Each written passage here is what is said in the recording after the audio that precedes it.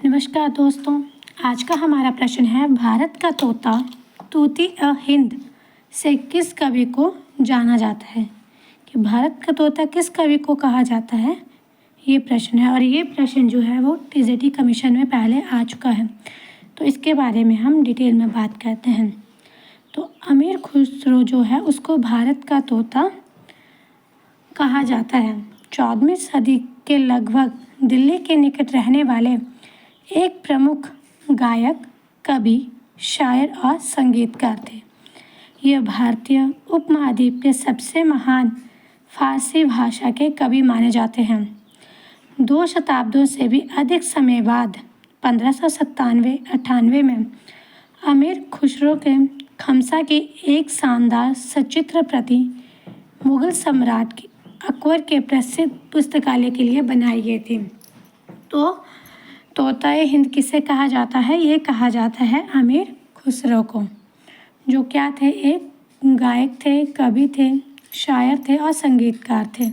और इतना ही नहीं, ये भारतीय उपमहाद्वीप में सबसे महान ऐसे कवि माने जाते हैं जो फारसी भाषा के कवि थे।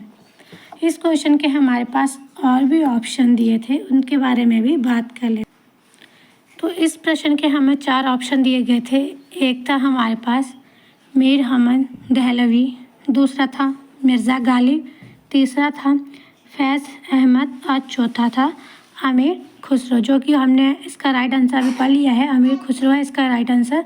तो अब हम इसके जो बाकी ऑप्शन थे उनके बारे में भी एक नज़र दे लेते हैं। तो सबसे पहले हम बात करते हैं मीर हमद दहलवी के बारे में। तो सैयद मीर हमद अलाउद्दीन खिलजी के दरबार में कुरान, हदीस, सूफीवाद और अरबी भाषा के विद्वान थे। अलाउद्दीन खिलजी राजवंश के सबसे शक्तिशाली भारतीय उपमहाद्वीप में दिल्ली सल्तनत पर शासन करने वाले शासक थे।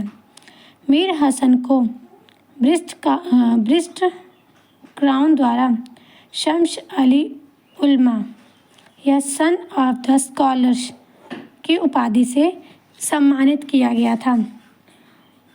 तो क्या देखा हमने कि मीर हमद जो थे उनको किसने उपाधि दी थी? उनको दी थी ब्रिटिश क्राउन द्वारा। और क्या उपाधि दी थी? शम्स अल उल्मा, यानी कि सन ऑफ द स्कॉलर्स, क्योंकि ये जो थे वो अरबी भाषा के विद्वान थे और ये खिलजी के दरबार में कुरान, हदीस और सूफीवादी के विद्वान थे। अब बात करते हैं हम मिर्ज़ा गालिब की। तो गालिब जो थे वो मुग़ल साम्राज्य के अंतिम वर्षों के दौरान एक फ़ारसी भाषा के कवि थे। तो गालिब भी कौन थे? फ़ारसी भाषा के कवि थे। राजा बहादुर शाह जफ़र ने द्वितीय मिर्ज़ा गालिब को दवीर उल मुल्क का खिताब दिया और उपाधि से सम्मानित किया था। तो राजा बहादुर जफ़र ने मीर गालिब को कौन सी उपाधि से सम्मानित किया था? दवीर उल मुल्क। और आज वह उर्दू भाषा के सबसे लोकप्रिय और प्रभावशाली उस्तादों में से एक हैं। और इनका पूरा नाम मिर्ज़ा अज़्ज़उल्लाह बेग खान गालिब था।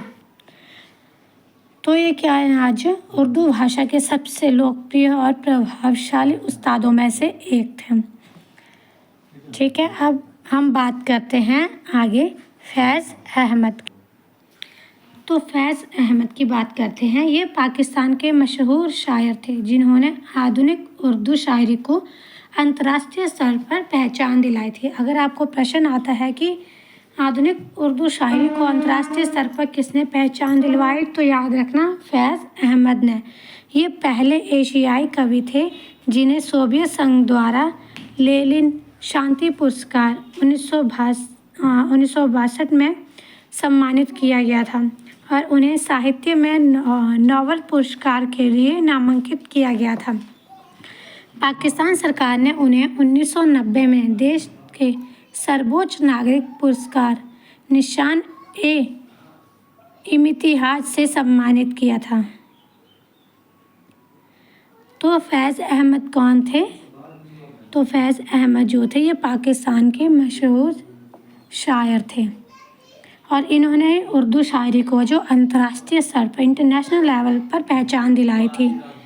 और ये एशियाई के ऐसे कवि थे जिनको सोवियत संघ के द्वारा क्या दिया गया था? लेनिन शांति पुरस्कार, और ये दिया गया था इनको 1962 में। और इन्हें साहित्य में भी नोबेल पुरस्कार से नामांकित किया गया है।